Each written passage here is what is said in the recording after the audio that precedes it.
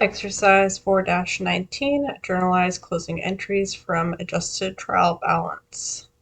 And these adjusted trial balance columns can also be found on the worksheet.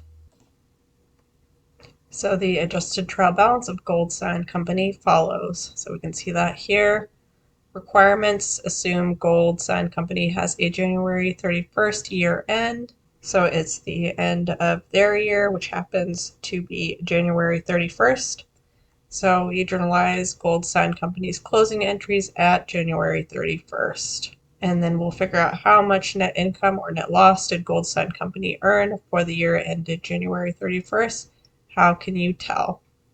So the closing process is really to do two things: to calculate how much net income the company has, but also to calculate what their new balance of capital is. So we're going to go ahead and get some practice figuring out what the net income is, and we're going to get practice figuring out what the ending capital is. And you don't need to get the ending capital for this problem, but you will in future problems, and also in the real world you'll need to do it, so we want to get practice with that. So for requirement 1, assume Gold Sign Company has a January 31st year end. Journalize Gold Sign Company's closing entries at January 31st.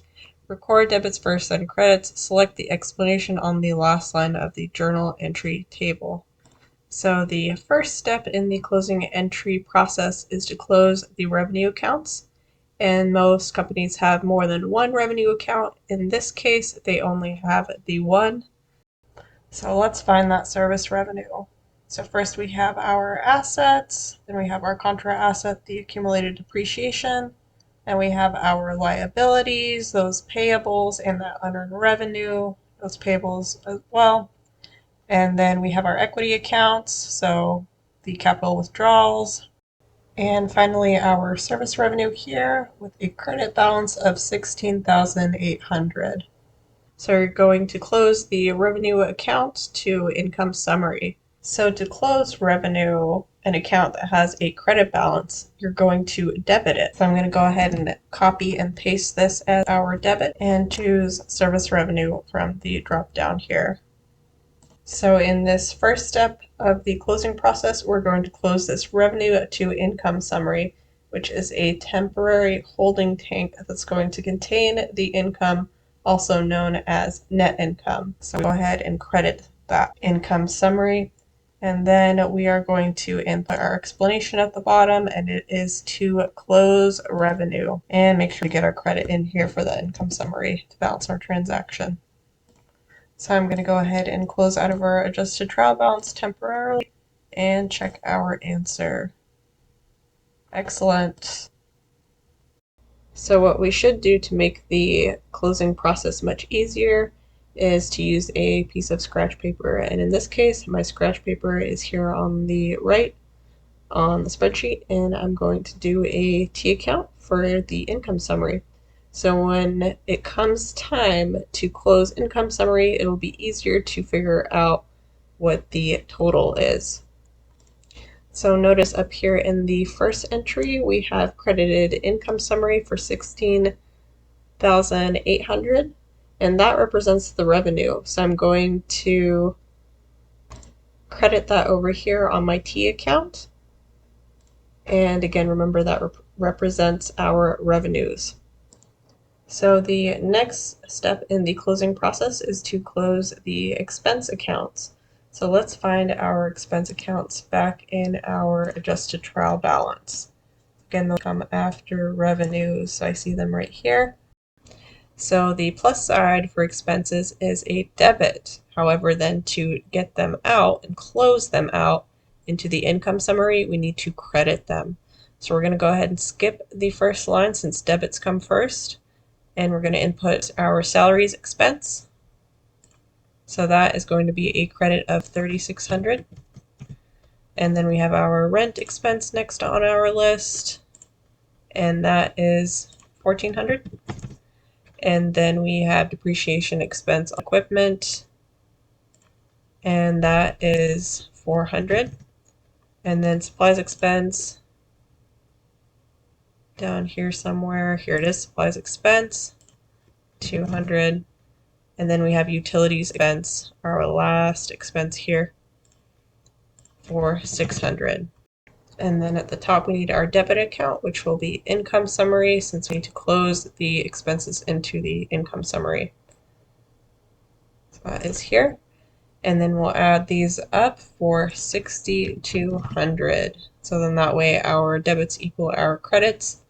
And then we'll go ahead and input our explanation, and that is to close expenses. And then let's update our scratch paper here. So we debited income summary here for 6,200. So we'll add that debit to our income summary T account. And then now on our scratch paper, we have a balance. And the way I calculated this is just taking this bigger side, the 16,800, minus the smaller side, the 6,200. And because the revenues we closed out are bigger than the expenses, they're larger, we have a net income of 10,600, which is our balance here. So let's go ahead and check our answer for the expenses in my accounting lab. Well done. And now they're going to want us to close the income summary account. So that is the third step of the closing process. So then we are closing the temporary holding tank called income summary, which now contains net income. And we close that to capital. So notice income summary over here has a credit balance. So how do I close this? I'm going to close it by putting the 10,600 on the other side. And the reason I put the font for this number in red in the closing entry is because it's easier for me to remember that this is my closing entry, not the other 10,600 here. So notice this is my closing entry and this is a debit. So I need to debit income summary, and then we will get that in here. So we have income summary and we are debiting it for 10,600. So now I've closed income summary. It has a zero balance. So where does income summary go?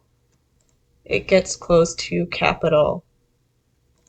So we will put capital here. So our capital account is called DJU Capital.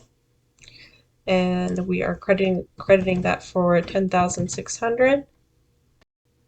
And then here on the right side on our scratch paper, you do not have to do this capital account for this homework problem. However, in the real world and in future homework problems, you will need to calculate the ending balance of capital. So let's calculate capital. So I'm going to take the beginning balance of capital, which is given to us here in the adjusted trial balance of 32,600. And that's on the credit side. And then for our closing entry, we will also put in a credit of 10,600 here from this third step. All right, and we can put that scratch paper away for now and input, we are missing our description here. So we need to close income summary for this third step still and check our answer. Good job. Okay, so finally we need to close the withdrawals account, and that is the fourth step. So let's open up our adjusted trial balance again here and find our withdrawals. Those are under capital, below capital here. So that is a debit balance of 800. So that means in order to take out those withdrawals, we will need to credit 800 to withdrawals. So that will be our credit here. We'll skip the first line for the debit. And let's see where our withdrawals. Here we go. Did you have receive that withdrawals for 800? And then we are closing that to the capital account. So that will be our debit. Because withdrawals make capital go down. So then we are going to need our description at the bottom, and it is to close withdrawals for that fourth step. And then on our scratch paper, we can go ahead and debit 800 to the capital account. So notice on our scratch paper then that the capital went from 32,600. Again, that number came from our adjusted trial balance, and it increased by 10,600 by that net income, and then it decreased by 800 due to the withdrawals. So our new balance then for our capital account is 42,800. So that is good that capital went up for the period. All right, and then we'll switch back to my accounting lab to check our answer. Excellent. So lastly here in requirement 2, how much net income or net loss did Gold Sign Company earn for the year ended January 31st? How can you tell? Start by identifying the amount of net income or loss for the year ended January 31st. Enter a loss with a minus sign or parentheses. So again, what was our net income? Well, we did a T account and we labeled it here. So we have a net income of 10,600. And where did that net income come from? Because first we had our revenues here, and then we got this number down below by subtracting out expenses. So revenues were bigger than expenses, therefore this amount, which was the balance prior to closing, is net income. So the net income number is 10,600. Let's go ahead and check our answer. Fantastic. And then it asks, how can you tell? And we know this because service revenues exceeded our expenses, total expenses, by this amount, and this was the balance in income summary when it was closed. And let's go ahead and check our answer. Well done.